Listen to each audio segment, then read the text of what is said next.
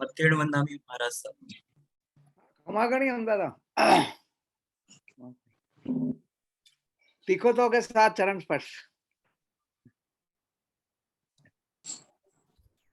हाँ स्टार्ट।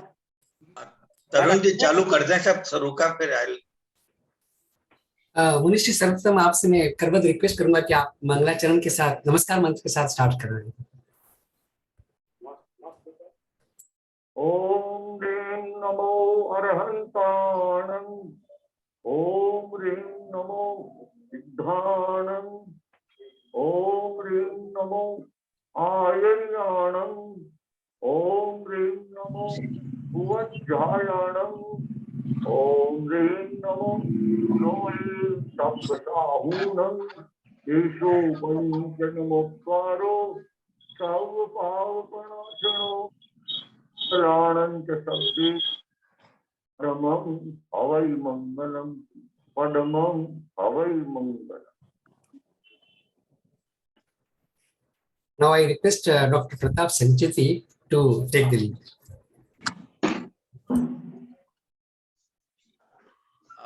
आप सभी गुणीवान लोगों को इस 10वें सेमिनार में वेलकम। ये हम सीरीज की 9 सक्सेसफुल सेमिनार्स को ऑर्गेनाइज करते हुए आज एक प्रैक्टिकल एस्पेक्ट को चूज किया गया है, सूक्ष्म अहिंसा एज ए सॉल्यूशन और the cause of the various environmental, health, physical and mental problems. So this is perhaps the theme, and we have got three excellent speakers who will be talking to us, giving us the wisdoms, and in the end we will have the guidance from Munishri, and your participations also will be a valuable asset to the seminar. If you look into the micro-nonviolence or micro-violence. Let me share the screen. Aryan ji, can I be a co-host? आप mute हैं अरियन जी। हाँ, मेरे को co-host बना दीजिए। I got very small slides today. Yes. Just yeah, it's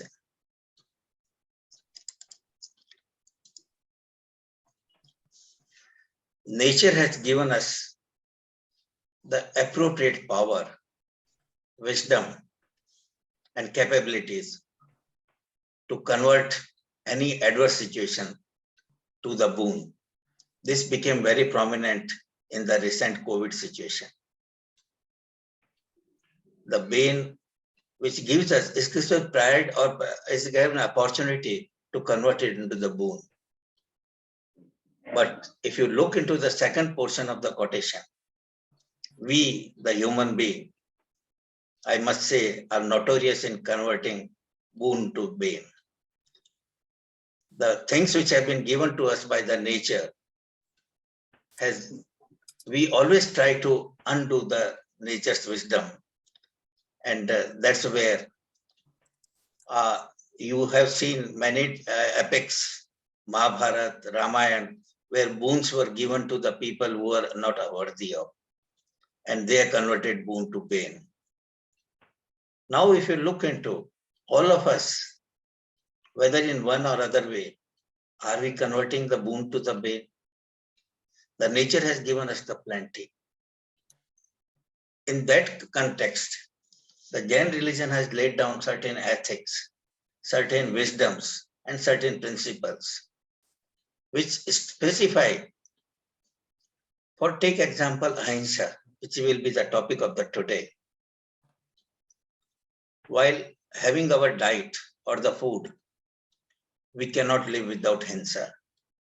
But it says only the one sense organisms, and that to bare minimum, with many restrictions. So if we put that one, the boon which has been given to us, the quality of the reproduction, quality of the proliferation, quality of the going into the higher stage of the evolution, we can achieve. But the same thing, now we are not worried about the one sense, 2 sense, or 5 sense, and let us say we are more worried with the nonsense. So this is the where the boon has been converted into the bear. What we have done or we have achieved is going to the pradarshan, demonstration of our wisdom, false demonstration of our wisdom. That's why I must say in the harsh word, the false demonstration of our wisdom, that we say that I do not do this one. I do not harm any dog. I don't harm. But are you doing the micro-violence, which is the much more important? While the physical violence may be attracted towards the and to the others, to the society, environment in general. But if you look into the micro-violence, though it affects every one of us, it affects everyone in the society, but it largely affects your own self. That is where the whole crux of the micro-violence or the importance of micro-violence or micro-nonviolence comes. That if you don't have the violence your act which comes in the smaller acts, and the best is the bhav-hinsa. Bhav-hinsa is much more important. I keep on stressing that the bhav-hinsa is much more bigger and the harmful than the physical violence. A butcher can be a saint. A quality of a saint a butcher may have, but a person who pretend himself to be saint may be having a worse quality than the butcher. So we must be very, very careful that our own life goes into the bhav violence and the bhav non-violence. That's where I wanted to stress on the seminar. And this is the where we all must agreed or we must proceed to the, and this bhav-hinsa, it comes not in the adulthood. It is sowed, the seeds are sowed in the early childhood. Even people say in womb or in embryo. The bhav-hinsa is instituted or is instructed there, and it proliferates as the person goes older, elder, and environment plays at that moment bigger role. But the genetic makeup of your non-violence or the hinsa comes. If we talk further, what we have done today, converting many processions, julus, it has come as a darshan. The darshan, the pious darshan of the non-violence, ahimsa, which we talk of and which we always, our Tirthankars has given us, Mahatma Gandhi has given us the ahimsa, but we want to pollute it with the pradarshan. So darshan has been converted into the pradarshan. Darshan is a topic of the self, your own wisdom, how you work and how you behave. That is the where the non-violence. And this is the where our 3 speakers today, they are going to talk to us in quite detail, dissecting each and every aspect of the non-violence, how it can be used in exemplary way to proliferate our boon at the cost of reducing the pain. So I come back to my original quotation: don't convert boon to the bane. Convert bane to the boon. Any opportunity given to you, any misery given to you, convert it into the boon with your own efforts. The nature has given us the enough quality. Our mind is fully equipped to deal with all the banes to the boon. With this, I'll be just putting up all the speakers one by one. And to begin with, or the opening batsman will be Dr. Narendra Bhandari, who is who has got its own wisdom and own thinking, how micro-violence or the Sukshma Ahimsa can be used and how it can cause catastrophic events in the world. Dr. Narendra Bhandari, please.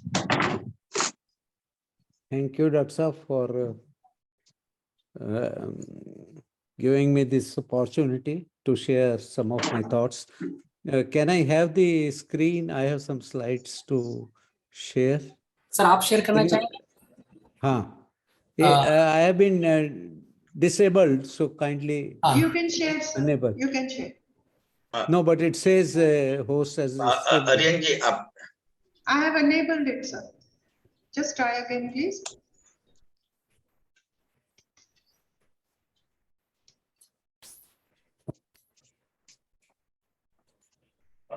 now it has come, sir.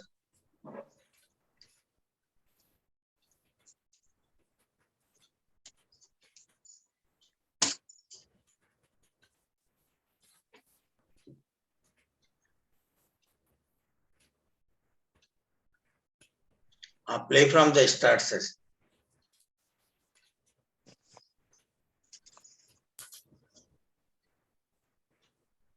Okay, so today our topic is Sukshma Ahimsa and Paryavaran. We just heard from Dr. Sanchetee about Ahimsa, that is violence to all living organisms. But Bhav Hinsa is even more subtle, as we were told. Don't even think of hurting others. But I'll concentrate today on Sukshma, the word Sukshma. Sukshma, according to me, is not only small or micro, but it is some kind of subtle aspect of violence. So, what is Sukshma Hinsa? It is not only concerning very small organisms, but also a subtle type of Hinsa which appears not to be a violence, but it has far-reaching consequences. Subtle non-violence should include not only Jeev Hinsa, but Ajeev Hinsa. And I'll take some clues from our scientific understanding of the earth and what is going on. And I'd like to define Sukshma Hinsa as doing anything against nature. Whatever nature is doing, if you do anything against it, not only just killing living beings or microorganisms, but anything you want to do against nature is the subtle kind of violence. So we have to first understand what is nature doing, and then we have to contribute to that thing rather than work against it. So we can learn about this from the history of the earth, and I'll take some clues from geology and try to show that the consequences of this subtle violence is not only saving our environment or saving our creatures on the earth, but it is far more serious, it is catastrophic, and much more is at stake. And I'll try to argue that based on what is subtle. So now let us see what Earth has been doing. See, Earth was formed about 4.5 billion years ago, and the life appeared first as a monocellular organisms about 3.5 or 3.6 billion years ago. So for last 3.6 billion years ago, what nature has been doing is converting these monocellular living beings into humans. That is the path nature has been following. So if I plot here the evolution of life on Earth based on fossil records. We had monocellular organisms first, then multicellular organisms, then trilobites and all that. About 550 million years ago, we have these living creatures. Earlier were all static, not able to move, but we had mobile beings. And then slowly we had birds and mammals and man. So this is the path nature has been following in spite of various difficulties. So if you see versus time, the physical complexity has been increasing with time. The mental faculties have been increasing with time, and consciousness has been increasing with time. And so also sensory organs, the number of organs. So this is the path nature has been taking. And what I want to argue is that if you work against them, that is the subtle or sukshma himsa. In other words, if you disturb what universe is doing, then that is himsa, and that includes not only Jeev himsa, but Ajeev himsa. Jeev himsa has a delayed effect, it is connected with punya and pap and moksha and all that. But Ajeev himsa has immediate, instantaneous effect, and that is more serious. And I'll try to show that it is not only saving the earth or saving the life on earth, but it is much more serious than that. As Arthur Eddington once said, if an electron vibrates, the whole universe shakes. So universe has its own path, and we should not disturb even the smallest aspect of it. Now the sailing of living beings from monocellular organisms to these humans has not been smooth. It has been, there have been 4 revolutions and 5 extinctions in this history. Firstly, origin of life as an algae. See, life formed as a monocellular organism, then became multicellular. That was the second revolution. Then mobile Jeev, that was the third one. And then with mind, that was the fourth one. So 4th revolutions have taken place. But at the same time, 5 times the earth has gone through serious catastrophic changes. Serious means not only living organisms, but also the species, number of families. About 250 million years ago, there was this event in which 90% of the species died.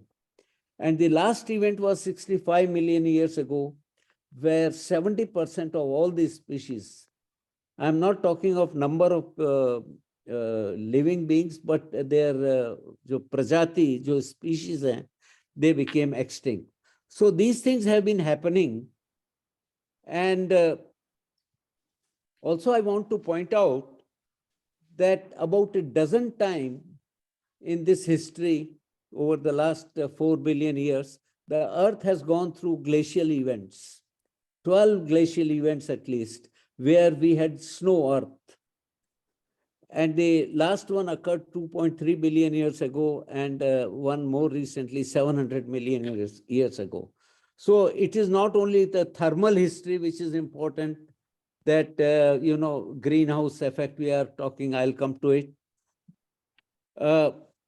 But in these catastrophic events, the 5 events which have occurred, the methane has gone up 10,000 times. Carbon dioxide was 100 times more, and oxygen was 1,000,000 times less. So this is all we know about the history of the earth and history of the atmosphere, that we are worrying about little things here and there. And we want, people say, save the earth and save, life and all that. But earth has gone through very severe changes in its geological history. And as I said in the beginning, the methane was, just now we have only factor of 2 high. during the last 200 years. But earlier it was 10,000 years more, 10,000 times more. So this is the atmospheric carbon dioxide. When I was here at University of California at San Diego, our chancellor was Roger Revell. And he asked one Professor Keeling that why don't you go to Hawaii and measure carbon dioxide every day? Now, Keeling thought it is kind of trivial. He was not very happy, but he went ahead and measured carbon dioxide, which was 300 ppm. And you see this red curve, this peaks up and down are seasonal, but it has now become something like 400 parts per million. So it has only increased by something like 30% or 40%. But as I said, in the history of the Earth, the carbon dioxide has increased many more times. So this is called the Keeling curve, and this is what is the basic curve which shows that we are going to this greenhouse gases are so serious. Now, last 50 years or so, people are trying to make models. You know, here the blue curve is the carbon dioxide, and the red curve is the temperature of the Earth. So when we started working on this, we thought that if carbon dioxide increases in the atmosphere, the temperature will take about 4 or 5 decades to follow. But as the models and measurements improved, it came down to 10 years, and now it is less than 10 years. That means if you increase carbon dioxide today, the effect will be felt not after 50 or 100 years, but immediately in next 10 years or so. So they are going hand in hand. And this is actually one of the very serious developments. Now, I would like to include here in this that subtle himsa is not only Jeev himsa, but also includes Ajeev himsa. And Ajeev himsa means the, you know, we have this heaps of garbage.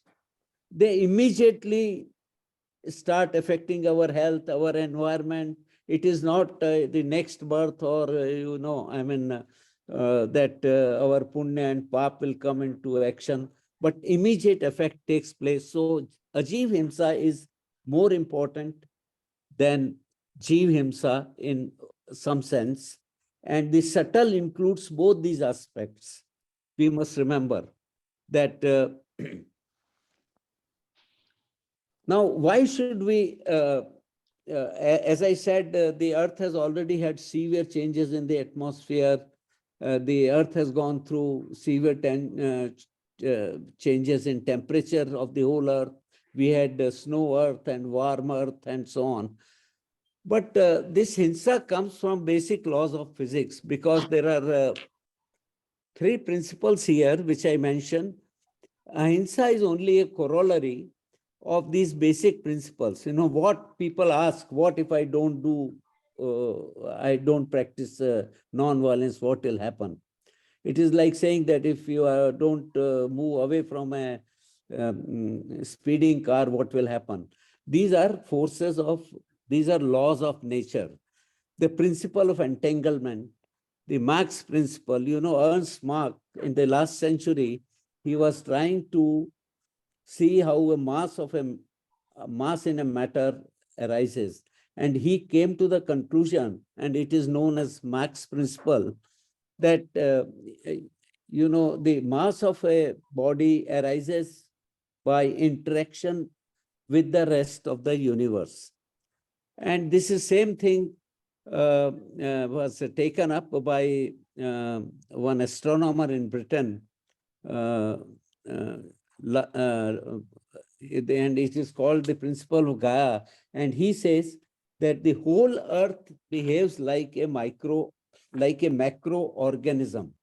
It is not that the Earth is non-living, it is a living entity. Biosphere is its living part, atmosphere and hydrosphere and geosphere and lithosphere are the non-living part. Just like in our body, we have some chemicals and we have living entities, we have consciousness. Similarly, the whole earth is acting as a macroorganism. And the same principle is there in Buddhism. It is called Pratityasamutpada. And in our Jainism also, it is called Paraparoupgarha Jivanam, that everything depends on everything else. And it is not what I want to emphasize, that living depends on living, but even living depends on non-living.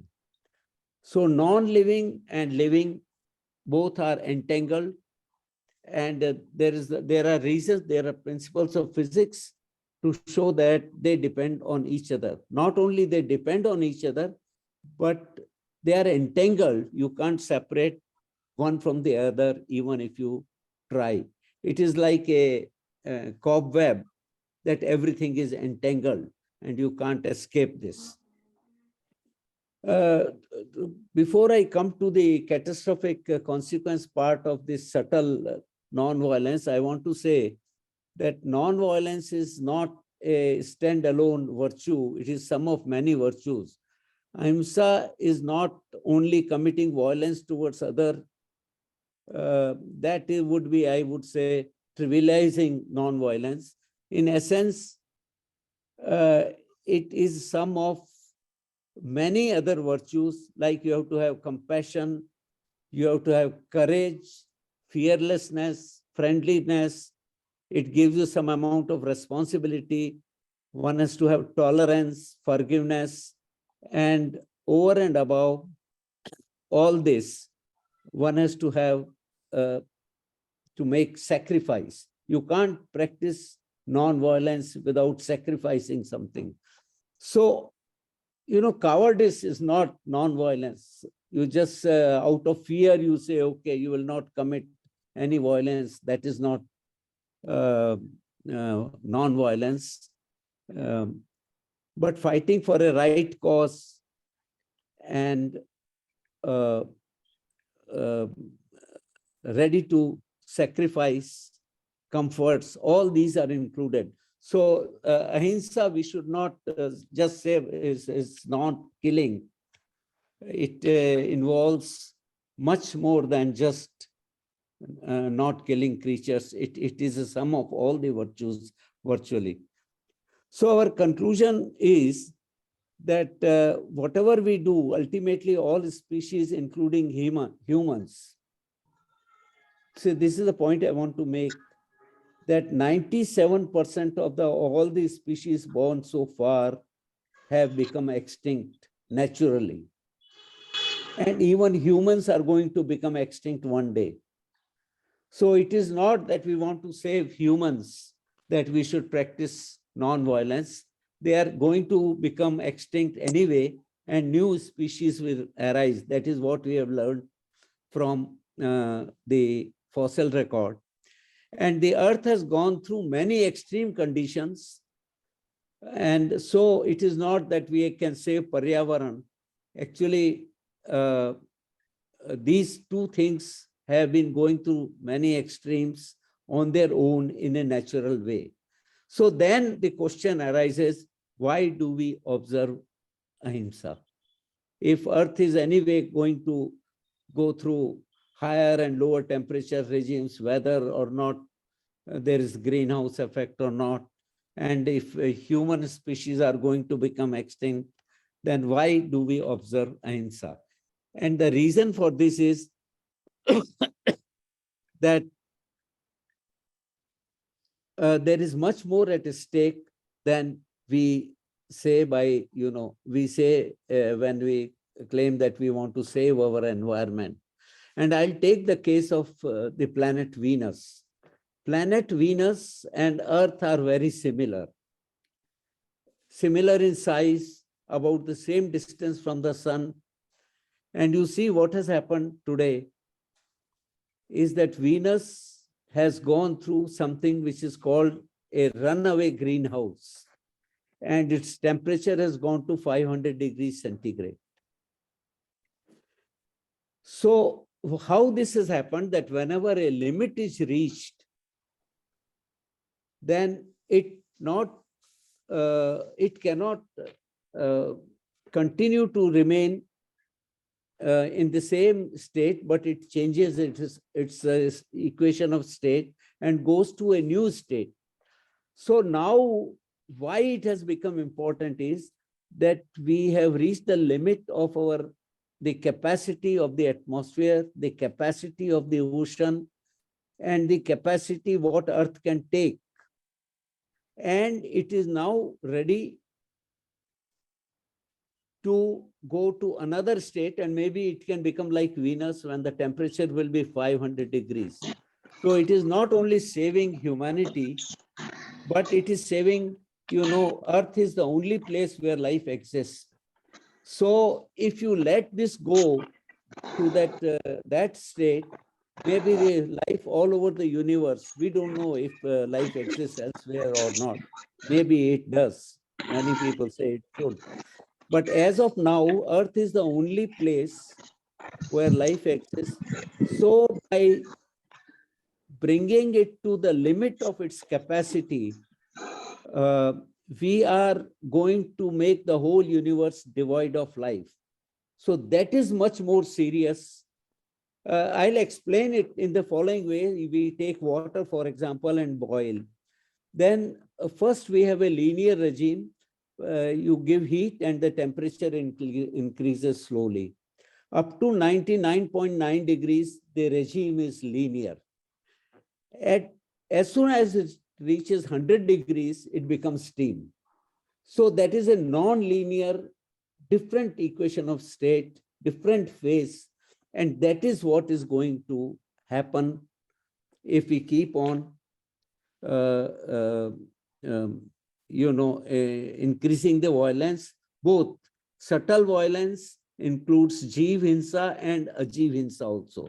So here I have given the example of Earth and Venus, this blue Earth and this reddish looking hot Venus. Its temperature is 500 degrees. And if that happens, the only place in the universe where life exists will disappear.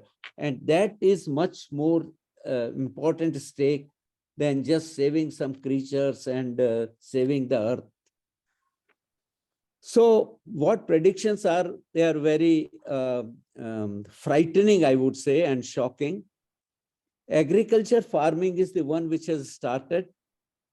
That means everything, the cows and other animals are grown in farms. Then there are machines which kill them, skin them, meat is prepared, it is all packed and sent. That is called agriculture farming, that is going on here. Then there is a case for vegetarian meat, which is being advocated, that meat can be vegetarian. There are edible insects are being grown, that they are vegetarian, they say. Unfertilized eggs are, the big commercial campaigns are going on. And end will be that in 2050, that is the prediction, we will have fishless ocean.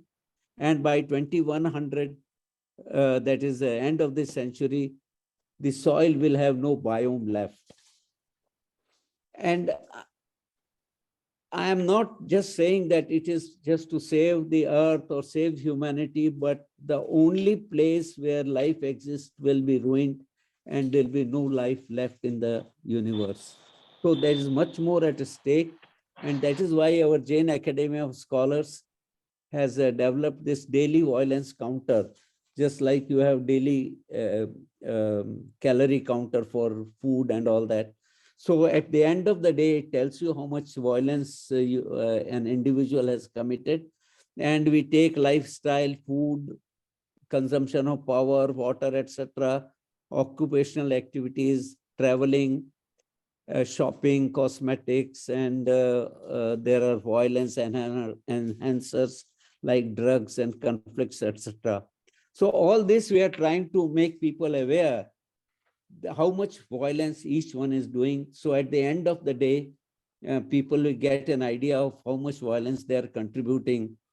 And the only, I'll conclude by saying that only habitable planet we have is the Earth, and that must be saved so that life in the universe continues. So let us say no to garbage. You see, this is how bananas are packed, how much garbage is produced here, which is the most advanced country in the world. I took this here in the store. So say no to packing, reduce garbage, say no to meat, and say no to wastage. And then we can save not only the Earth, but the whole universe from this catastrophic before the life disappears. And the most important thing, I want to end here by saying that every single man, people ask how one man can make a difference. So we have made some calculation, and it shows that one man can stop this catastrophe, that is stop the water to go to 100 degrees and stop at 99.9. So every individual counts, and we must all together try not only to save the Earth or save humanity, but to save the last traces of life from the whole universe. So there is much more at stake than what appears from gross non-violence, and that is what I call as subtle non-violence or sukshma ahimsa. So thank you very much. These are some of the things I thought I'll present to bring the importance of non-violence or particularly importance of ajiv ahimsa, so that we start practicing it before it is too late. Thank you very much. Thank you, Dr. Bhandari, for excellent presentation. You have rightly pointed out that the living and the Ji, while Jiva we talk is basically what is the obvious life, but the life really starts with the universe, which is Ajiva and Jiva. That's a wonderful concept you have pointed out. And the Hinsa is directed both towards the Jiva and Ajiva, basically life. And the life includes the nature, Ajiva, and nature life. So that's a very beautiful point, a practical point which you have pointed out. And you have traced the history development of the earth in a magnificent way. I'm sure there will be a lot many questions in the end, and we will welcome you to answer that. To continue with this, we have got two more speakers. One will be talking, Dr. Pokharna will be talking to us on the Dravi Hinsa and the environment. I'll request you, sir, but only one request, please limit to the timing of 15 minutes so that we are not devoid of the wisdom of the Munishri and the audience participants.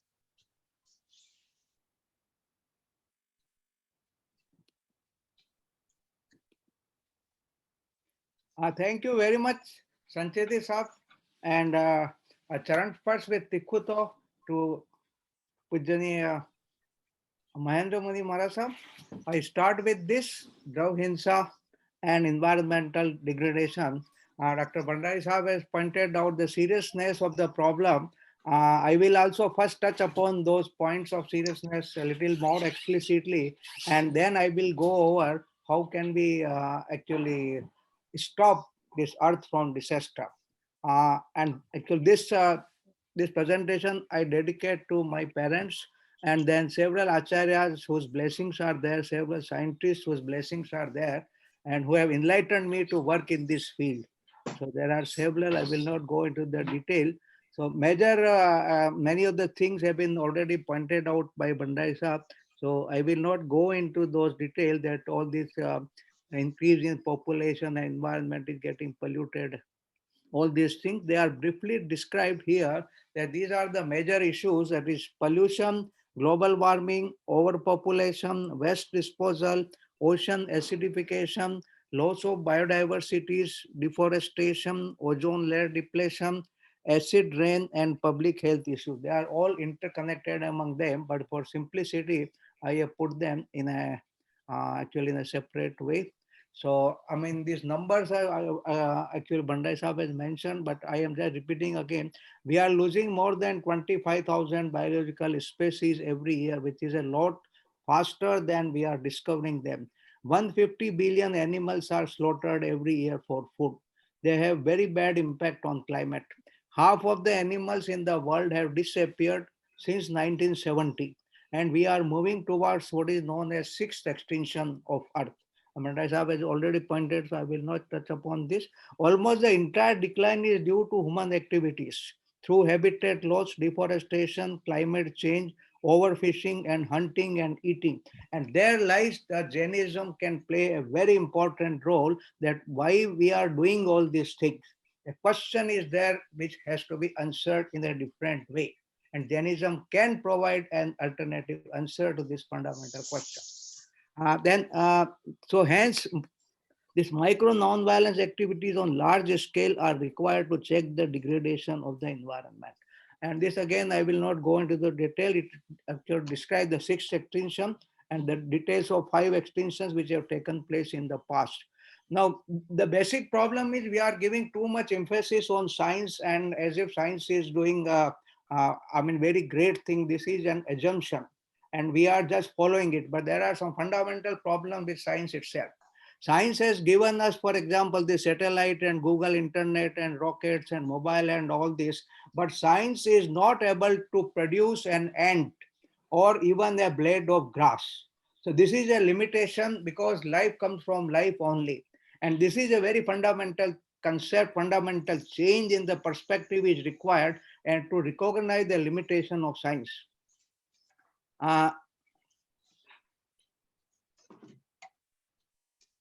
Now here you can see then actually because of scientific development and all this development economic growth model, we are making such huge industries, big towers, big buildings, big this electrical, this engineering is there, which is leading to this the generators and all those things. But in the process, we forget how much greenery has disappeared.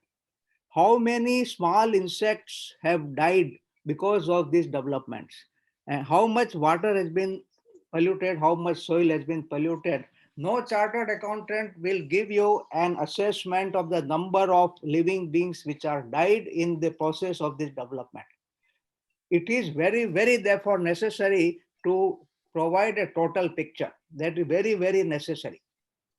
Now, here are again, as you know, this eating of meat, what type of problems it leads to, that it requires more than I mean 10 times water and 15 times this land area is required for producing 1 kg of this non-veg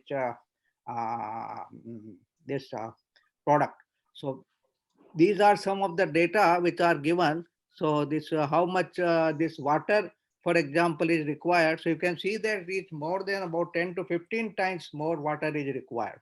And these are these actually the same thing can be expressed in a different way, that if whole United States having population of 32 crore stops eating non-veg food for just 1 day, then we will be saving 100 billion gallons of water, 1.5 billion pounds of crops, 3 million acres of land, 33 tons of antibiotics, 1.2 million tons of carbon dioxide, 3 million tons of soil erosion, 4.5 million tons of animal this excrement, and so on and so forth. So this is the damage which is being done by this non-veg food. So when we talk of ahimsa, the concept of ahimsa has to be taken to the whole world. With this education, of course, a lot of awareness is there these days, and people are just trying to become vegan and all these things, but it has to be expanded to a very large scale. So now I just straight away come to this micro activities which we must do. They are basically based on what is mentioned in our 12 rules, which a Shravak should follow, and so on. So wear white clothes to avoid pollution caused by colors. Use bicycle instead of scooter to reduce pollution caused by petrol. Use scooter instead of car if you are going alone on the I mean for the daily routine. use fan only instead of air conditioner. Wear kurta pajama and do shitkari and shitli pranayam for natural cooling. I don't use it, this AC, for example, and I am following it. It is possible, I mean. And you know, air conditioner, how much damage they are doing to the ozone layer. Then switch off lights when not in use. Use lift in buildings only while climbing. We can go down and we get energy from the gravitation. So there is no need to actually use the lift when we are going down. So half of the saving will be there in the power. Then close the water taps if it is running without use. This is just one set of things. Just a minute. Yeah. Then put a limit on number of items you are using day to day, actually in day-to-day life, like pants, shirts, pajamas, shoes, television, mobile, saris or kurta pajamas in case of women, for example. So if we reduce that thing, it is possible to reduce the total destruction which is taking place in the environment. Then second is for food, I am telling now, fixed number of food items you take every day. 21 is a fairly good number. I just want to suggest based on my experience. In marriages, keep the number of food items up to 15 to 20. The effect is non-linear. The non-veg food should be stopped in a systematic manner. Stop eating if you have eaten 75% of your full hunger. Keep space for water. Then share your food with those who are poor. Do not waste food and take only that much which you can eat. It takes 3-4 months to grow wheat and cereals, for example. So that seriousness should be taken into account. Then just give jobs to those who are working in non-veg food industry. This is the biggest challenge for those who are, talking about ahimsa, that what people who are employed in the non-veg industries will be doing. So we have to provide alternative jobs to them. This is a very, very big challenge to all of us.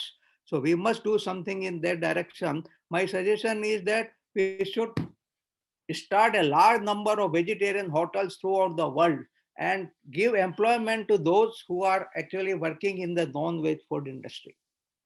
Now, these are some of the examples that how concept of ahimsa is applicable in practical life. These are two these schools are there and children are eating just 3-4 these items only. And some donors are just providing those things. And I feel that this is the right model which was there in India. If we do this, lot of food can be saved actually. Lot of food can be saved. And that will reduce gap between poor and rich. That is, I think, the need of the hour.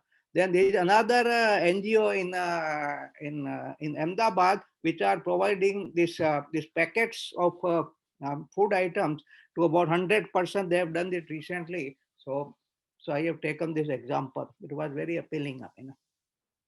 Now, this is another concept of India recycles, that whatever rich people have, the gap between rich and poor is increasing. So whatever rich people have, if it is this is abundant too much, then, and if they want to give to poor people, then they should be encouraged. So this, my daughter is doing this work. So she has given a name India Recycles. And she is doing a wonderful work. And in this particular example, they are collecting clothes from rich person who are ready to give it, and they are distributing it to the poor people. Now, this is another example that we can use cycle in a big way. This is an example of a cycle really started from Gujarat University on this Vishwa Ahimsa Divas, and it reached this Gandhi Ashram. So such examples are required. It is possible. That is what I want to tell you. Lot of this himsa will reduce by such examples. Then in the Gandhi Ashram, there was these children were shouting slogans for peace and ahimsa. These collective efforts are very much required. They should be further enlarged on a large scale. Now here they are, the same thing, they are doing prayer for the welfare of the whole earth and for the welfare of the, even for the small insect. The particular prayer actually they are just reciting. So such examples should be enlarged on a very large scale. That is need of the hour. Then some advertisement also. Actually, we have this banner we have developed last time, and the title was Ahimsa Apnao Prithvi Bachao. So this has to be done on a large scale. Similarly, Ahimsa Apnao Prithvi Bachao. आप सभी को ज्योतिर्मय दिवाली के अवसर पर अभिनंदन और हार्दिक शुभकामनाएं। आइए इस अवसर पर हम पृथ्वी, समुद्र और आकाश के सभी जीवों के लिए भी मंगल कामना करें। अगर ये हम करेंगे तो ये जब पटाखे वगैरह छोड़ना और ये सब बंद किया जा सकता है, अगर इस चीजों का ज्यादा बड़े स्केल पे इसको ले जाएं तो मतलब। उसके बाद ये एक राजस्थानी भाषा में कविता बनाई थी हमने कि कैसे रिसोर्स को हम सेव कर सकते हैं, मतलब तो मैं ये वो पढ़ूंगा नहीं पूरा, पर ये इसमें बिजली का भी है, पानी का भी है। और राजस्थान में आप जानते हैं कि ऐसा एक स्टेट है जहाँ पर कि जो रिसोर्सेस को सेविंग के ऊपर सबसे बढ़िया मतलब वर्क हुआ और हिस्ट्री रही है, मतलब इस उन एग्जाम्पल्स को हाईलाइट करने की जरूरत है, और वो अभी हम है जो कोशिश कर रहे हैं। तो ये जो विचार है ये हमको 200 देश जो हैं यूनाइटेड नेशन के मेंबर है और पूरी दुनिया में है, मतलब हम कर सकते हैं। मैं आई एम वेरी ऑप्टिमिस्टिक कि हम कर सकते हैं, हम अपना सिस्टम ठीक करें अगर तो ये किया जा सकता है, मतलब इन चीजों का प्रचार प्रसार। और दूसरा मैं last just 2 minutes I will take, एक बेसिक पर्सपेक्टिव को चेंज करने की जरूरत है। मतलब बेसिक पर्सपेक्टिव, नॉलेज की बात करते हैं, साइंटिफिक नॉलेज की बात करते हैं, तो इन जैनिज्म भी talk of knowledge through consciousness और नॉलेज ऑफ आत्मा और आत्मज्ञान। तो आत्मा के अंदर अनंत ज्ञान होता है और साइंस के अंदर कितना ज्ञान होता है वो अनंत नहीं होता है, ये पक्की बात है। मतलब तो हमको बेसिक पर्सपेक्टिव चेंज करने की जरूरत है। तो जैनिज्म में ये 47 शक्तिज ऑफ आत्मा है बीन डिफाइंड, और वे मैंने इस पे काफी रिसर्च की है और उससे लग रहा है कि it is just like a quantum hologram. And if we take this as the perspective, then the major shift in our thinking and the concept of knowledge itself is required. Now, due to this property of Atma, we have to recognize that we are all interconnected, including all living beings as part of this global hologram. The recent Nobel Prize in Physics appear to give proof of quantum entanglement is a small evidence of this interconnectedness at very fundamental level. Jains talk about Paraparoupgarha, Jivanam, imply this interconnectedness thousands of years ago. So this is what we have to take it to the public in on a very large scale. So lastly, I should say that what is the fundamental difference between science and spirituality? Ultimately, it boils down to distinguish these two concepts of science and spirituality. So science, due to reductionist approach, I want to emphasize upon it. Science, due to reductionist approach, has shifted the attention towards parts of nature. Spirituality emphasizes on interconnectedness. So a major shift is required in our perspective. So that is, if we do this on a very large scale, and I think the time has come and we can do it. I am very optimistic. So we should proceed in this direction. So thank you very much to Sanchetee Saab, and I dedicate it to Pujaniya Mahendra Muni Saab, and I look forward for his critical comments. Thank you very much. Thank you, Pokharna sir. Again, a wonderful talk. You have given very many practical points, practical tips, how we should go ahead and how we can improve our impression or our dharna of the ahimsa, and how we can have a better nature. I only want to put both science and philosophy, they are dwarfed, bona hai, against the nature. We have to learn a lot, whether these extinctions are good or bad, whether they are extinctions, they are part of the nature, or whether are we accelerating it or are we improving it. There are many ways, and I am sure the next speaker is going to enlarge it on the further both practical and the philosophical point, how the ahimsa can be of the helpful in environmental preservation and enhancement. Dr. Supriya Rai, I invite you to take the podium. Thank you, Dr. Sanchetee, and my pranams to Munivar Thank you very much for these sessions which are adding to our knowledge and our understanding of Jain tradition and the virtues which we can all bring in our everyday lives so that we improve this world and leave a better planet, hopefully, for our children and their children. The two speakers who spoke before me, Professor Bhandari, Dr. Pokhara, wonderful presentations which highlighted the the evolution of this planet, the kinds of monumental events that accompanied the creation of Earth and brought us to this level where now we have a thriving ecological system, which, as Dr. Pokhara also highlighted, so interconnected, interrelated. Coming to my topic about ahimsa and how it can help us deal with environmental degradation. I don't really have a presentation. I thought I'll speak because I'm reflecting more on the philosophical underpinnings and, like Dr. Sanchetee said, encouraging some thoughts on how these may be practically implemented or the difficulties sometimes in practical implementation. So I wanted to start off with a lovely quote, which is from the Jain texts, from the Dashavaikalika Sutra, which gives a very, very poetically, appropriate sort of beginning, I thought, to this paper. How may we live on this planet?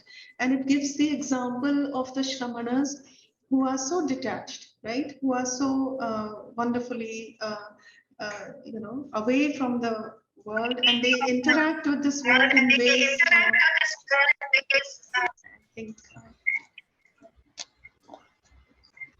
Please carry on. Somebody. Okay. Okay. I'm sorry. Something. No. I thought maybe somebody wants to ask something. No. Okay. Okay, so I'll just carry on. And so how the bumblebee basically sucks honey or, from the flowers just as much as it needs. That is how the Shramanas just gather from the households where they go seeking alms just as much as they need. And I thought this was, there is much to reflect in this about how we may live on this planet. And along with this came to mind another quote, which actually our Chancellor, Mr. Somaiya, it's one of his favorite quotes when he speaks on the matter of ecology and how we may live on this planet. So this is a praise of Bhumi Devi, and it basically says Samudra Vasane Devi Parvatastana Mandale Vishnu Patni Namastubhyam Padasparsham Kshamaswami. Padasparsham means I'm touching you with my feet and forgive me for that. Now this is also, every time I hear it or say it, it just gives a little bit of goosebumps, because to reflect on Mother Earth in this manner, that where I'm touching by the feet, forgive me for this. If these kinds of thoughts, these kinds of inspirations are imbibed within us, then automatically what happens is ahimsa will arise, no? Sometimes we speak of ahimsa as something that we have to be practicing, it has to be inculcated, it has to be taught. Yes, but what I feel is that if we are instead taught to reflect on who we are and what is our role here, how are we connected with this universe, then it is natural for ahimsa to arise. Nobody will have to tell us that we have to be ahimsak. It will automatically, because we ourselves are so profoundly connected. And since Professor Bhandari shared when he mentioned Pratityasamutpada, I thought I would give another visual sort of example of, there is in the Avatamsak Sutra, which is a Mahayana Buddhist text, there is a metaphor which is called Indra's net. And the way our world and our role and our place in it is described is that you are asked to imagine a net. like a fishing net or any net, which extends infinitely in all directions. And at each of the nodes of that net hangs a jewel, at each node. And each jewel reflects in it all the other jewels, just as it is reflected in all others. Now, if we had to just dwell, sometimes I find that poetry, stories, these things really help us connect in ways which, strike somewhere deeper. And these have been some of the examples that I thought I would mention at the beginning of my talk on ahimsa and how it can help us deal with environmental degradation. I think the greatest gift that the Jain tradition has given to our Indian philosophical and religious discourse is precisely this idea of ahimsa. And it is connected very deeply with, as Dr. Pokhanna and Dr. Bhandari mentioned, with interconnectedness and also aparigraha, because when we take something from this earth, actually, frankly speaking, just the manner that we have to walk this earth and live this earth, it is very hard to do it without some himsa, without depriving somebody of something else. How may we reduce this? How may we live so that we are connected and at every moment we are alive to this fact of interconnectedness? And honestly, like Dr. Bhandari showed the images, we are all experiencing today the troubled climate situation. We cannot look away from it anymore. Every second day, if we are, and we just have so many forums now, whether it is the news channels, whether it is social media, all of us know that big chunks of ice are melting. We know that, in the Himalayas, there is so much that is happening where the snow cover is reducing. There are images of Greenland and Iceland where the ice cover that was there before what we have today. So I would say that ahimsa is no longer an option. It is an imperative. It is an imperative that must determine how we live on this world, in this world, on this planet. And what are some of the ways in which we may do this? Of course, meat eating is the first thing, not only because it pollutes, of course it pollutes, and we have to connect with the animals. All beings fear death. All beings fear death. How are we to therefore then make an industry out of this? But there are a number of people whose traditions in, it was not, there was never a judgment in it. They have lived in these traditions for a very long time. And I thought I would share what the Dalai Lama had visited our campus in 2014, 2017, he came again. He has come here 3-4 times. In one of the talks, he mentioned how the Tibetans, because they live on a plateau, which is 14,000 feet high, and there is very little vegetation. They eat barley flour, and they eat meat. But when they escaped to India, he said, with the rich resource of vegetables and dals and all our Indian food, he said there was no more any excuse. And so his kitchen in his house is a vegetarian kitchen.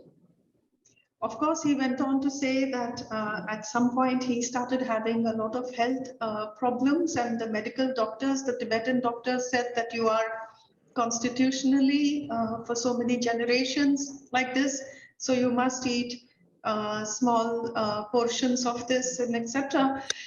But his kitchen is a vegetarian kitchen. It is possible for all of us to change our approach to life, to food. It is possible. And we in India have some of the most delicious varieties of, kind of food that can be prepared. Just so that lay people, we are not all like the great ascetics who can, we need to tickle the taste buds on our tongue. We enjoy delicious food. There are many options. Meat eating, therefore, is on many levels a consideration. Not only because it is connected with life and ahimsa, but also because we are degrading this planet. The fisheries industry is something that is depleting the seas there are trawlers which are just, they have these ways of mechanized collection of huge numbers of fish, huge, vast numbers of fish. So this is at one immediate level where ahimsa comes to mind. The other thing that I thought I would speak very briefly about is the connectedness of ahimsa to the aspect of aparigraha, and just taking little bit what we want. Because when we take more than what we need, when we grasp more than what we truly need, in a way that is inflicting violence. And I thought I would share, there is a philosopher, an Australian philosopher who has worked on this, which led to the development of a whole group. They are based at Oxford, where they argued this, that if we take more than what we need on this planet, at some point, somewhere, we are depriving somebody of something. We are taking away something from them. And so even when they, because of their phenomenal training, etc., they could take up jobs, which are, those fantastic paying jobs. What they did was they channelized those funds into a foundation which gave to countries which are really hard up, say, for example, in Africa and in Southeast Asia, where there are genuine needs which go really, really to very basic needs for food and shelter.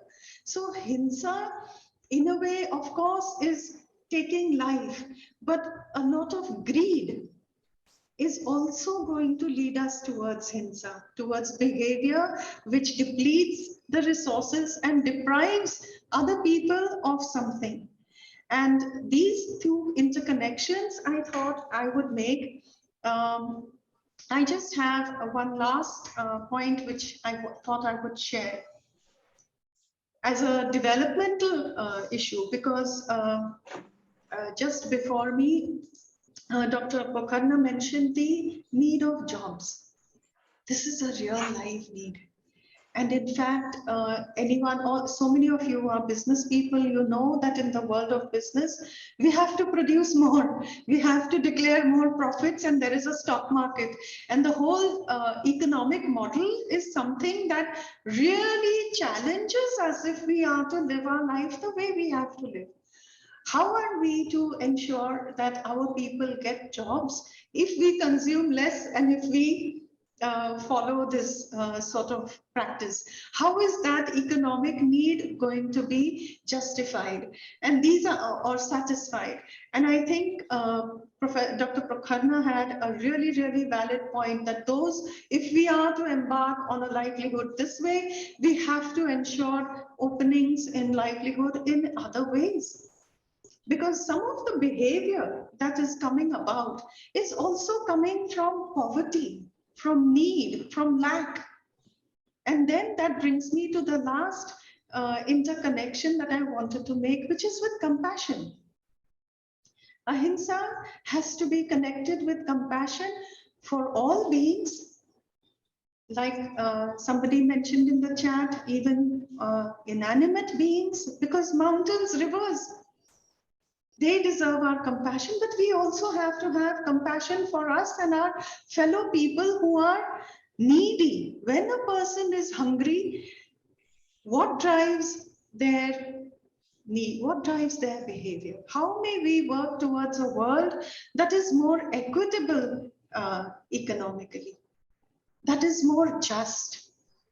And in this sense, when we speak from a perspective of society, and when we seek the causes for some of this degradation, these are in areas where we have as a society in many ways failed, that we have to go about denuding the forests and polluting the rivers by our activities. So I would urge there is a concept called deep ecology, which looks at ecology in a more interconnected way with social and economic conditions. For ahimsa to become a truly like the banner under which all of us work and unite and exert ourselves, this is something that we really want to think about, the socio-economic conditions and the real life conditions on the ground. Thank you so much. Thank you, Dr. Supriya Roy, in a masterly way and as a strong teacher. You have taught us a lot many things. Perhaps the single message which I can mention, which you have given to us, it is the need and not the greed. I again say from the evolutionary biology point of view, we are inferior to the animals in the matter of greed. No animal store the food or the clothes or the requirement for the purpose of greed. They only do it for the need. You have rightly pointed out, we have to go to the nature, to the animals, to learn how to have it for the need. Now, before I put it for the participants to, I must thank all the speakers once again. They have done a wonderful job of explaining each and every aspect of the micro-violence, micro-nonviolence, and its effect. I also thank every one of you for the last 10 sessions. You have done a wonderful job, both as a participant and as a speakers. Before we go to the Munishri's keynote address, there are a few minutes left with me for the audience to put their views, which will be, I think, the most valuable portion of the seminar. If anyone, please either raise your hand or unmute yourself. Anyone wants to contribute their view? Sir, can I make a observation? Yeah, please. I am Ashok Bapna from Jaipur. Yes, sir. Yeah, I just want to share some of the views. In fact, the presentation of Professor Bhandari, Professor Pokharna, and Madam Roy, they have given a very good perspective of the whole issue. I just want to relate the last discussion of greediness and how greediness is important in the whole discussion. You see, we have to see the whole developmental scene today at the global level, how the world economy is growing, what are the issues, what are the problems that it is facing. In the past, this problem was not as severe as today. So we need to see the growth point of view, that how development should take place. It is the need, really, it is very well said that it is a need, it is not the greed. And it is also very well said that war begins in the mind of man. So it is the mind of man which has to play an important role. Professor Bhandari has given a picture which seems to be a bit, challenging and bit dreadful also. How do we solve the issues of modern issues and the problems that the humanity is facing? I think if you see today, the climate has become a big challenge. And in Earth Summit, it was said that America is the big polluter. If the developed countries are not taking care of what is required, the Mother Earth has given enough to care of man's need. But I think it is the nature, it is the need of the man, it is the very mind of the man which needs to be addressed. And I think it is an issue which needs to be solved from the human attitude, not from the resource problem. I just want to share this point. Thank you very much, sir. Very important point you have laid down. It's the mind which is very important. Himsa and ahimsa, both are born, conceived in the mind only. True. What we are seeing is the expression. Any other point, please? Varshaji has put some question for Dr. Narendra Bhandari. Varshaji, मैं बोल देता हूँ, उन्होंने chat में भेजा है. if she is available, then she can put herself. Okay. Varsaji, yes, please. Unmute yourself. Unmute. Yes. Can you hear Boli. me? Can you hear? Yeah, yes, please. Little louder. Yes. It was an excellent presentation from all the three speakers. With respect to Narendra Bhandari ji, the question is with respect to run away, that word run away. I wanted to know what it means actually. And also that with respect to Dr. technology. Bhandari, please unmute yourself. Also, the second question is say, with respect to technological garbage waste, how can we reduce that? Because today the world is what we call as technological world. So how we can reduce that garbage? Okay, So- thank you. First, about the runaway greenhouse. Just now on the earth, we are having greenhouse effect. That means carbon dioxide comes in the atmosphere. It doesn't let the heat go out. The solar radiation comes and heats the earth, and the radiation cannot go out, which it would go if there was no carbon dioxide in the atmosphere. That is the greenhouse effect. Runaway means it goes on heating by itself. It is like, I can give you an example. Like a rich man can become richer by itself, by investing money and not working. So it feeds itself. Like you grow a tree and the seeds fall and the seeds will again grow more trees. So it becomes, that is called runaway process, means it works by itself. You don't need external help to make it run. So that is what has happened on Venus, that it has gone through that, it has become, it was like Earth before when it was formed.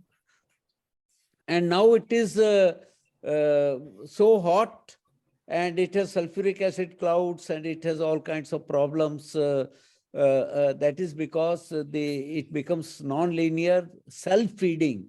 Runaway greenhouse means self-feeding and becomes hotter and hotter by itself without any external agency. So that is about the runaway greenhouse. And your second question was about this technological waste. So actually, we have to have procedure. You see, nature, all processes are cyclic. There is nothing wasted. I mean, you see a ocean, not a drop of ocean water is wasted. It becomes cloud, it rains again. Same thing happens in biosphere. Nothing is wasted. Same thing happens in all natural processes. So unfortunately, our industry doesn't believe in cyclic processes. It has a product and then it has a waste. So we have to shift to cyclic processes where nothing is wasted and everything is used so the efficiency becomes high, and processes are cyclic and there is no waste product. So I think for each one we have to devise some way. I think it is possible to minimize, or at least minimize, if not totally reduce the waste. So thank you. May I? Just a very brief questions. We have got a very small time now. Please go ahead. Just a one viewpoint of mine I would like to share.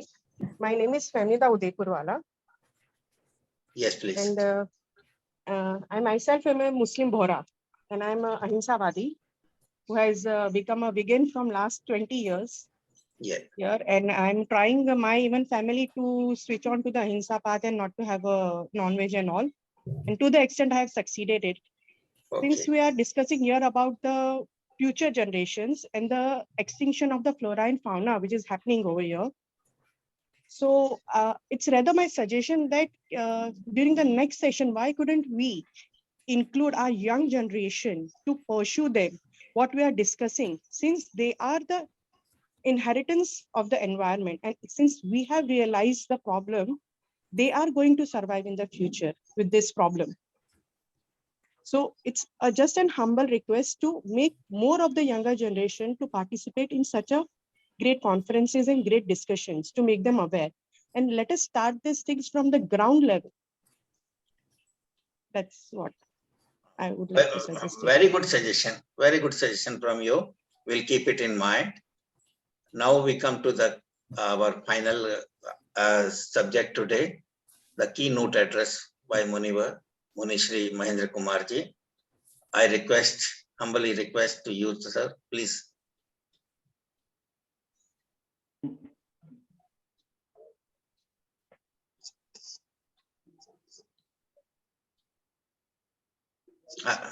Vandesu Nimmalayara Aitesu Ayam Payasayara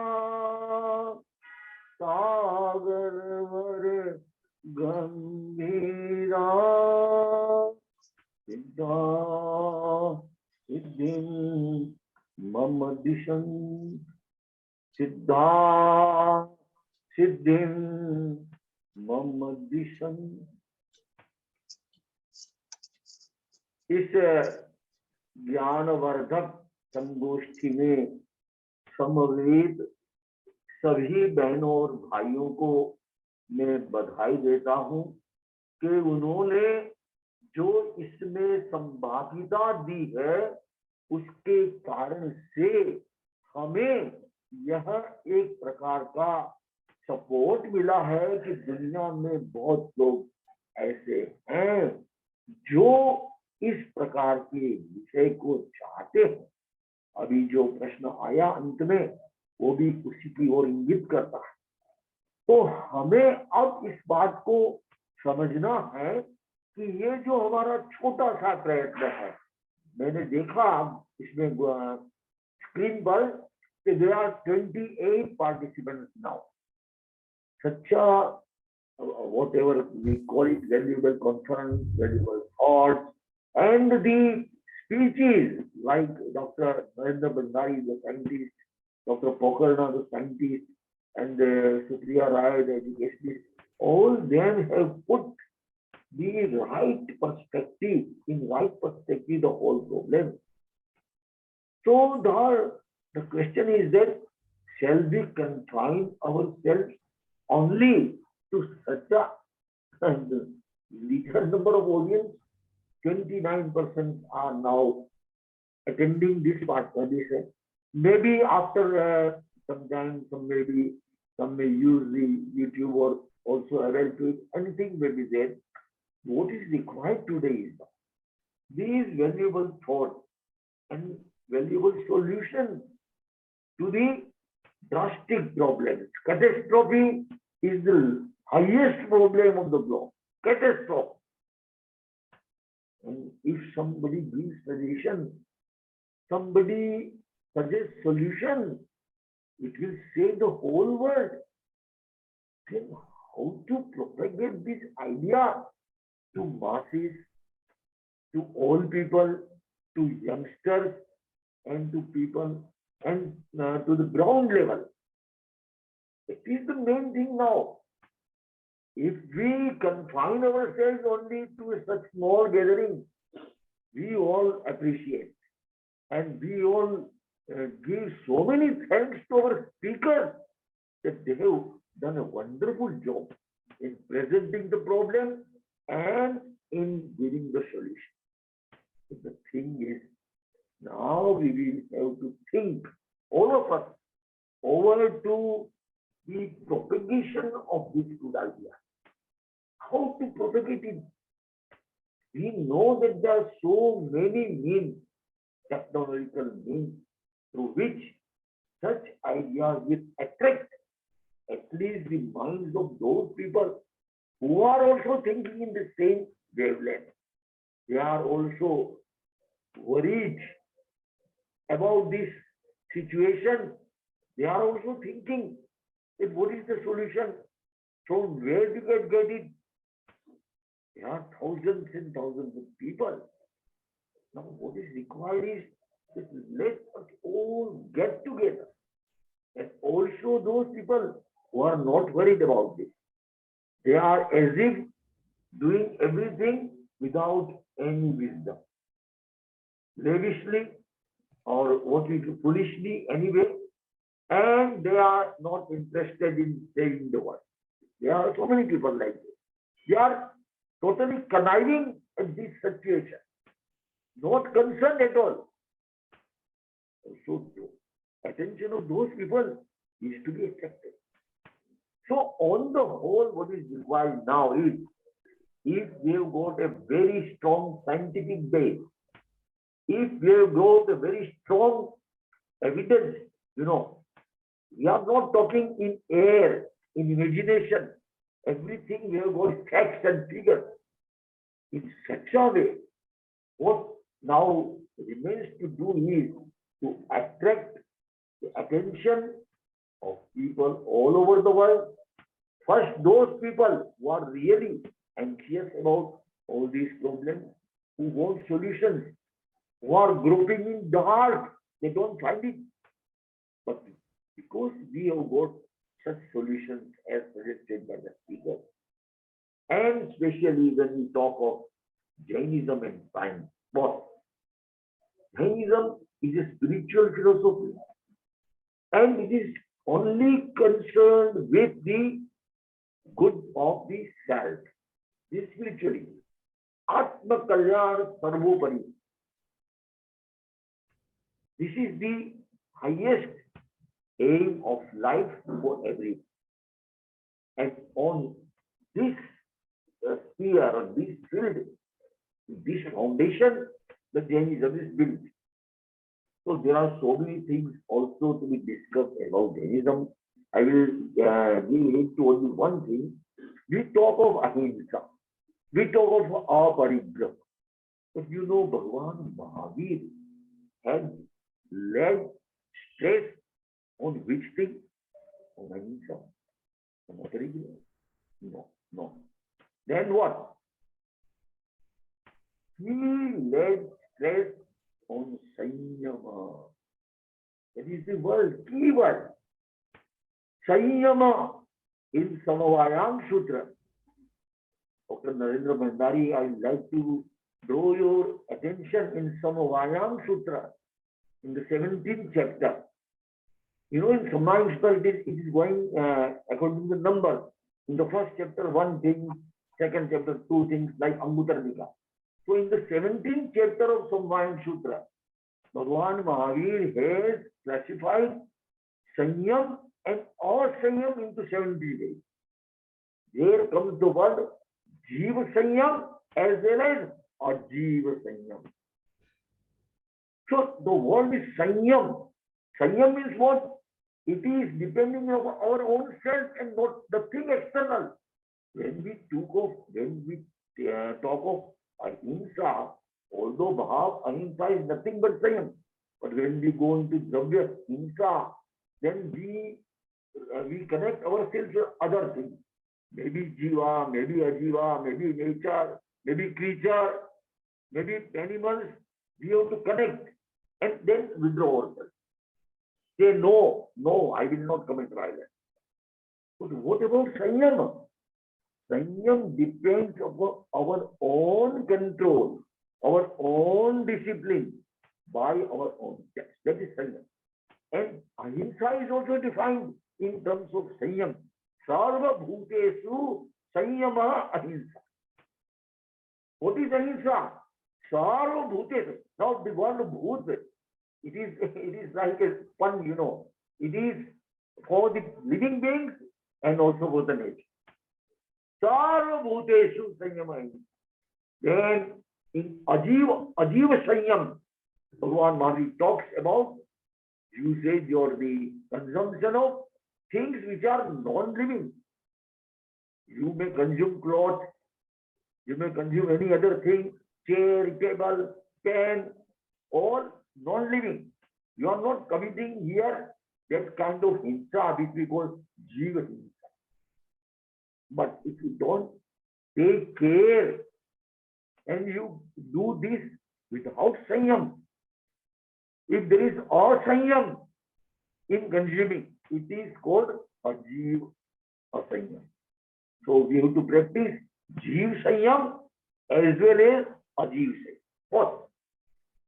In this way, when we go deep into Jain philosophy, we find that this is the way in which we have to, with the aid of course, science and technology, the modern thinking, the modern logic, whatever we get, we take support and try to propagate the views which can save the world from catastrophe.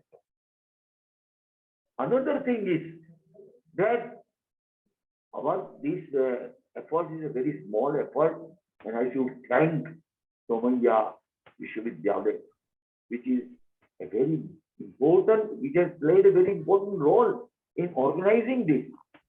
Also JAS and our STRS, and so many people are there. But what we want now to do is how to make this circle bigger. It should cover many people, and then we have to translate our idea into action.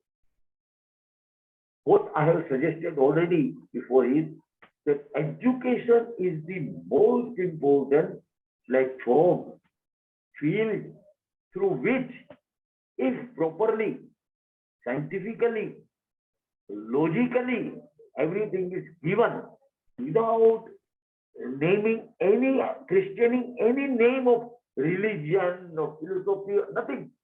Facts and figures, and which are palatable for everyone. That should appeal to their mind. Yes, this is the problem, this is the way, this is the solution. In that way, if you can try to propagate ahimsa, propagate sanyam, propagate which we call as true spirituality. That is true spirituality. Spirituality in practice, where person makes oneself enlightened. That is spirituality. So let us now think over all these things and how we can move education first. Second is, because in the present world, the policy makers on the national level, on the international level, they are a very important person. They frame the policy for the world. For example, people, in spite of knowing that talking about environmental preservation, they have got the result. So many conferences, so many things have been done, but without any major effect. As if people are deaf. They are not hearing even the voice of the highest authorities like UNO and WHO. And themselves who are talking there again, they themselves are indulging in wrong action. So these things are to be understood. Still, we have to move the agencies, national agencies, and also the social workers who are in the field. Let them be motivated that whatever work, social work they are doing, this kind of social work. For example, now in our discussion, that the point came that one uses more than one needs or accumulates more than one needs. We have heard of some political leader, I will not name, who possessed 1,000 saris in a wardrobe. So how is it possible that a person will put on 1,000 saris at a time or even after some days? I can't understand, but that is called what is not needed, but out of greed, they accumulate it and then they go waste. And as explained by the speakers and the questioners, that it means you are depriving some other from their needs. That is the meaning. So now, if we can even identify a few rich people who are listed in the top list of rich people, even a few of them. And if they think, oh, what we are doing is very wrong, we don't need such big, so much, we need only this much. And if they are inspired to give up, which we call as Visarjan, renunciation for the betterment of oneself and also betterment. So these are the things we have to take into account. Practical ways, means and methods, because mere good ideas, writing them or speaking about them, it will not go into the last goal. What we want to do is change the world, to change what is suggested by GAIA.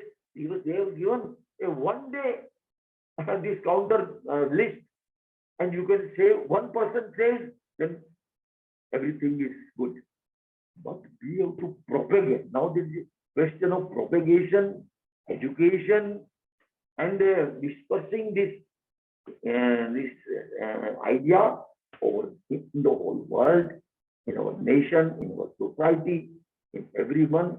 At least let us start with the religious people. Say Jains. There are so many Jains. They have got profound faith in Jainism, and many of them practice this vegetarianism, they give up non-veg, but they are now their attention to be attracted. If even every Jain person, if he goes, I am Jain, if you are Jain, please you take into account this.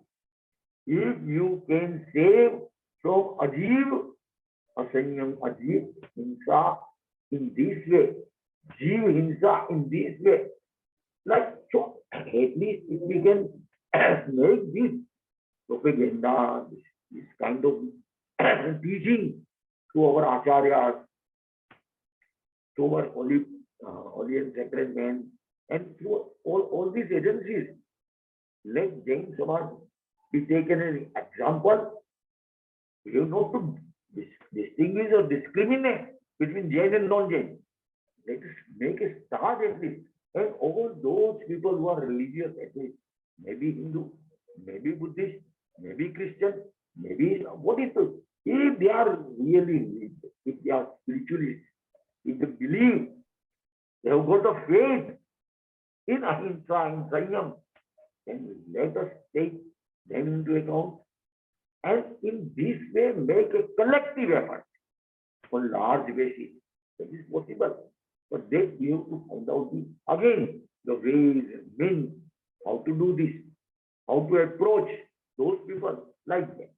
So what I would like to suggest is, all of you are very enlightened people from the education field and science field and so on and so forth. So let us all think over this, that how can we go further? One step at least we should take to implement, to put our ideas into action, and take a survey, a little survey, that how much impact has already come, and so on and so forth. So I thank you very much, all of you who are giving support to such kind of seminars. The Somaiya University is the first university to start this kind of discussion on online at this time. So Samir Somaiya himself wanted to participate, but he said that on account of some reasons he could not, but he is interested, and he said that I will participate in the next conferences if it is possible. So he is also interested.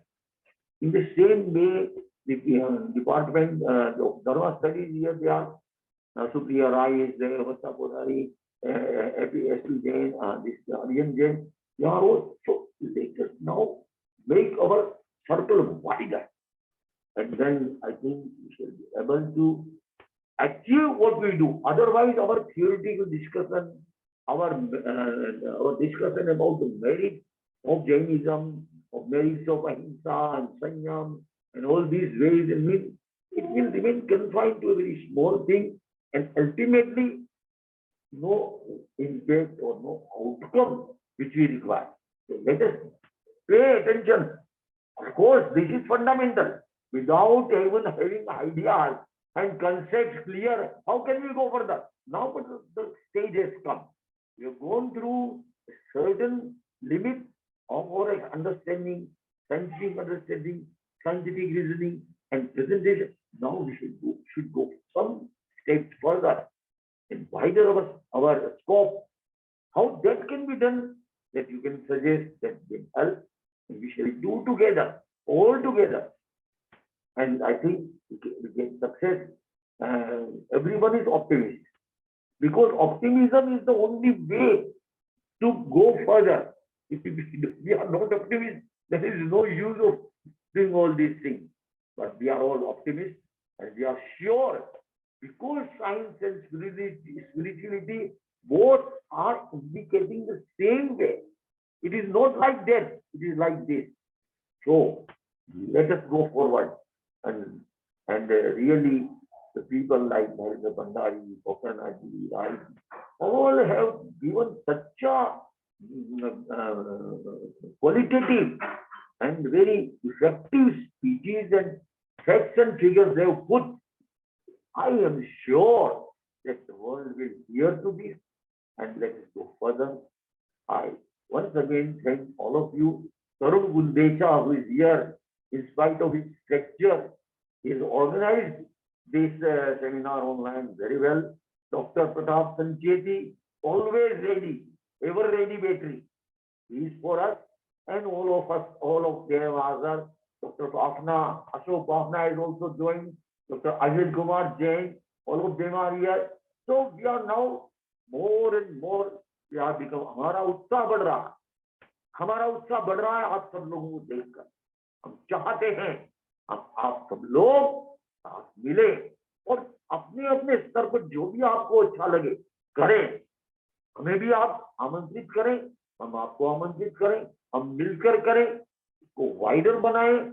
यूनिवर्सिटियों में, कॉलेजों में, स्कूलों में, social संस्थाओं में, religious platform पर ये सब आइडिया कैसे आए, ये फंडामेंटल है दोनों के लिए, रिलीजियन के, साइंस का, स्पिरिचुअलिटी के लिए भी और वर्ल्ड के लिए भी और साइंस के लिए भी. इसलिए इसमें कहीं कोई विरोध की बात तो है ही नहीं. हम कैसे मिलेंगे, कैसे करें, ये काम हमें करना है, आगे बढ़ना है, आशा के साथ, उत्साह के साथ, उमंग के साथ बढ़ना है. और हमें विश्वास है कि जब हमारे साथ ऐसे ऐसे वैज्ञानिक, ऐसे ऐसे चिंतनशील, ऐसे ऐसे शिक्षा शास्त्र के लोग हैं, तो क्यों नहीं हम आगे बढ़ेंगे. ऐसी कोई शंका आशंका हमें मन में नहीं है. केवल हमें पुरुषार्थ करना है. भगवान महावीर ने जो एक मार्ग बताया, पुरुषार्थ, उन्होंने कहा कि नियति भी है, स्वभाव भी है, काल भी है, कर्म भी है, लेकिन पुरुषार्थ जो है हम पुरुषार्थ करें, हमारी भावनाओं को हम और अधिक सुदृढ़ बनाएं और सब लोग मिल करके अच्छे अच्छे विचारकों को और जोड़ करके हम आगे बढ़े. हमें आशा है सफलता की दिशा में हम आगे बढ़ेंगे. और जिस कैटास्ट्रोफी की बात आज हमने सुनी, देखी, और अगर नहीं करेंगे तो क्या होगा, ये जो भय हमारे मन में भी आया, सबके मन में है, उस भय को हमें खत्म करना है और आशा की दिशा में एक ज्योति को प्रकट करके और विश्व को हम अगर इस बात पर आश्वस्त कर सकते हैं कि नहीं, इस मार्ग से, अहिंसा से, सूक्ष्म हिंसा से, सूक्ष्म संयम से हम पूरी दुनिया को बचा सकते. बस इतना कहते हुए मेरी बात को मैं संपन्न करता हूँ और मैं आशा करता हूँ हम आगे से आगे अब इसमें बढ़ते रहेंगे.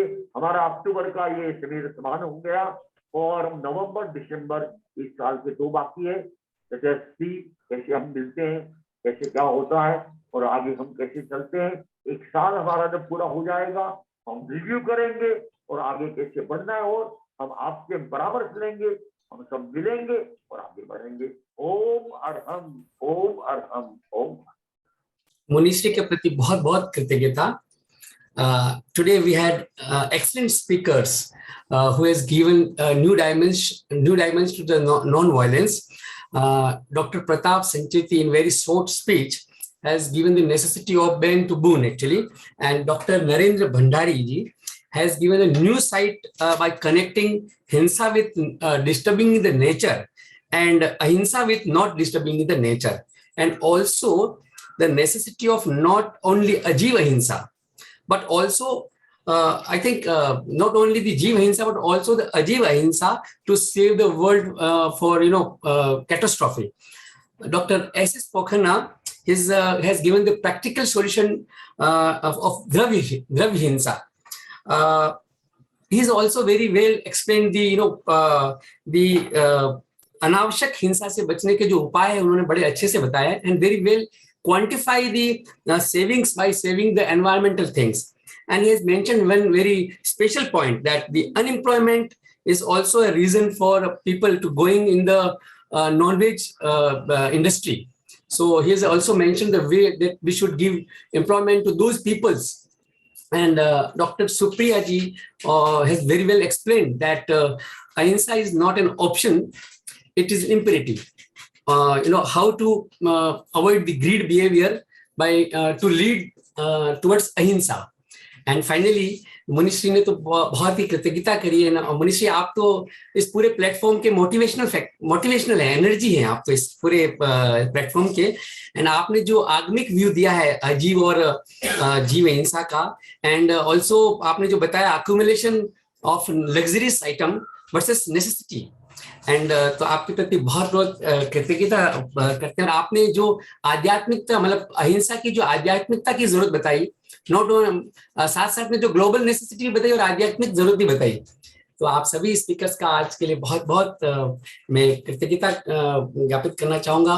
और ऑडियंस ने भी जो अपने व्यूज रखे हैं, वर्षा जी ने, फेमिदा जी ने, तो आप सभी के प्रति बहुत बहुत कृतज्ञता. और आई होप नेक्स्ट जो सेमिनार रहेगा बहुत जल्दी आपको सूचित किया जाएगा. मैं चाहूंगा कि मुनिश्री हम सबको अभी मंगल पाठ से लाभान्वित करें. चतारि मंगलम अरहंता मंगलम सिद्धा मंगलम साहु मंगलम केवलिपन्नतो धम्मो मंगलम. चतारि लोकुत्तमा अरहंता लोकुत्तमा सिद्धा लोकुत्तमा साहु लोकुत्तमा केवलिपन्नतो धम्मो लोकुत्तमा. चतारि शरणं पवज्जामि अरहन्ते शरणं पवज्जामि सिद्धे शरणं पवज्जामि साहु शरणं पवज्जामि केवलिपन्नतं धम्मं शरणं पवज्जामि. ये चारों शरण सगा और सगा नहीं को, देव विप्राणी आदरे अक्षय अमर पद. बहुत बहुत कृतज्ञता.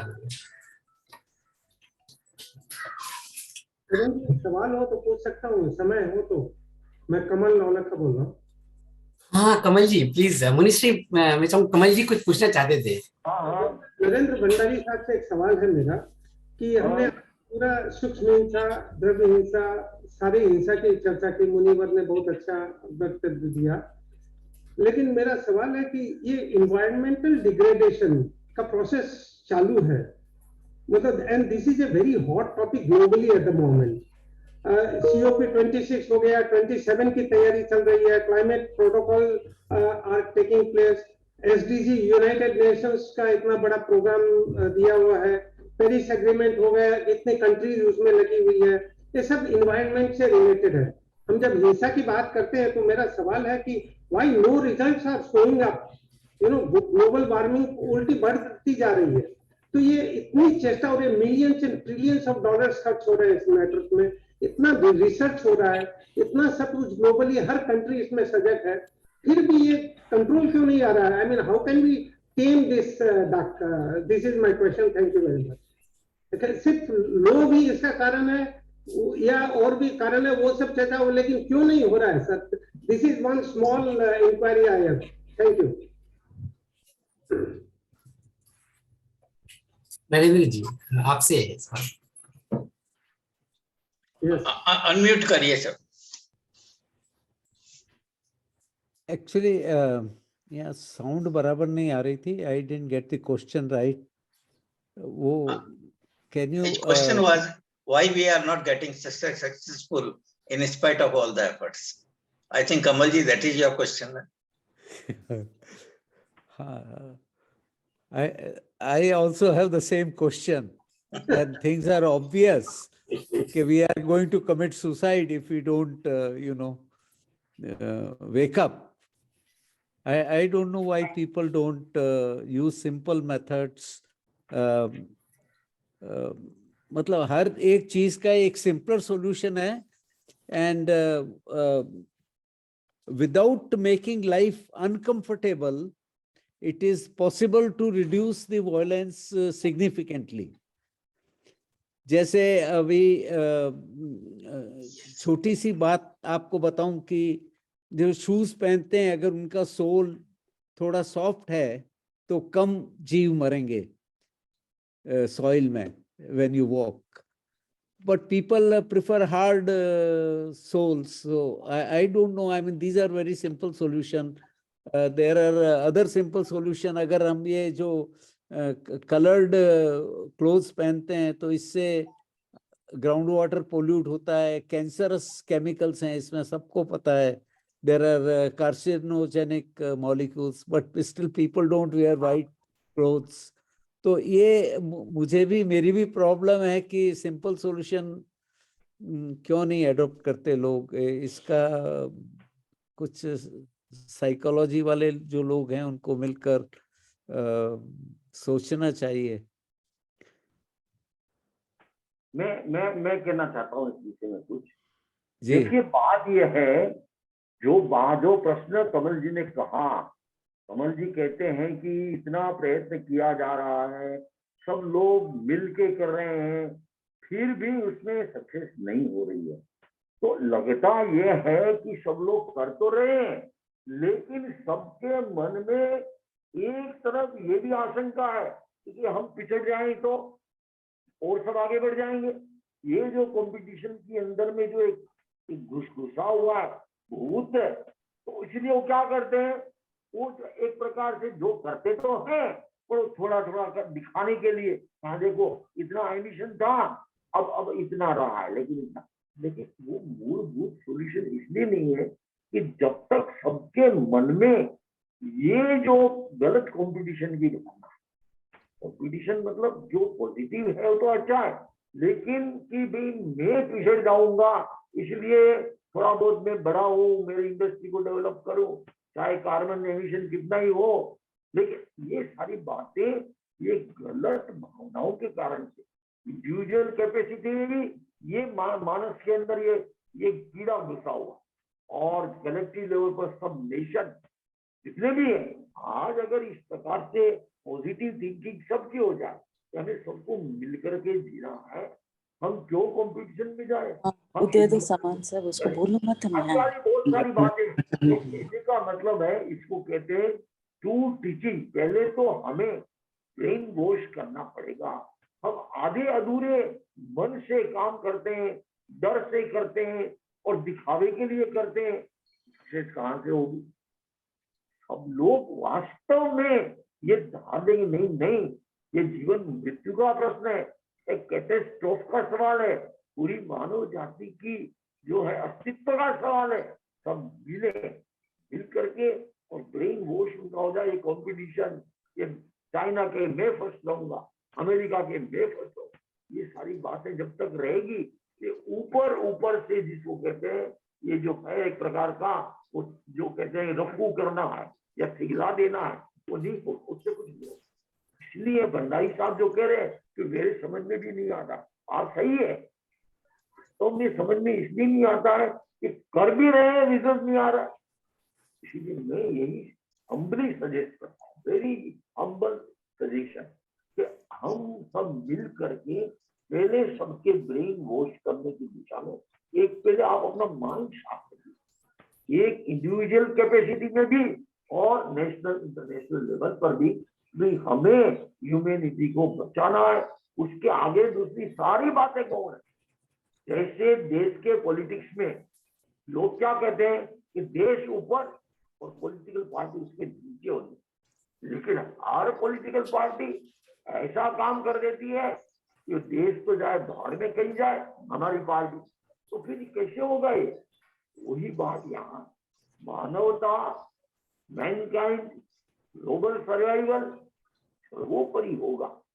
इसके नीचे हम आगे की बात सोचे, विकास की बात सोचे, कॉम्पिटिशन की बात सोचे, उसके ऊपर जाएंगे फिर तो सॉल्यूशन होगा ही। तो मेरा ख्याल है ये right way of thinking only can solve this problem, and for that only we are getting together, and that only we are all reflecting on such matters, and we hope to get the solution, and we hope that people will be convinced, and we hope that our efforts will give some positive outcome. Thank you. Munish ji ने बहुत अच्छी बात बता दी कि घर को जैसे स्वच्छ रखने की जिम्मेदारी हर इंसान की होती है, हर व्यक्ति की होती है घर को साफ रखने की, वैसे ही ग्लोबल में भी हर व्यक्ति की अपने इंडिविजुअल लेवल पे ये कोशिश रहनी चाहिए कि किस तरह से एनवायरमेंट का साथ के एक तरफ जहाँ पे न्यूक्लियर वॉर की प्रैक्टिस की जा रही है, वहां पे हम साथ साथ में एनवायरमेंट प्रोटेक्शन की बात कहाँ कर सकते हैं, दोनों साथ साथ एक साथ नहीं चल सकते। मुनीष जी ने ये बात बहुत अच्छे से समझाई है। वैसे तो फिर से एक बार आप सभी स्पीकर्स का बहुत बहुत धन्यवाद, और मैं मुनीष जी के प्रति कृतज्ञता, आप सभी को थैंक यू। आज के लिए यहीं फिर आप हम अभी समाप्त करेंगे। डॉक्टर प्रताप संचेती जी, धन्यवाद। Thank you sir, thank you very much sir. चप्पा जय जिनेंद्र, धन्यवाद। संचेती साहब धन्यवाद। धन्यवाद। धन्यवाद, जय Jinendra. Thank you sir, thank you.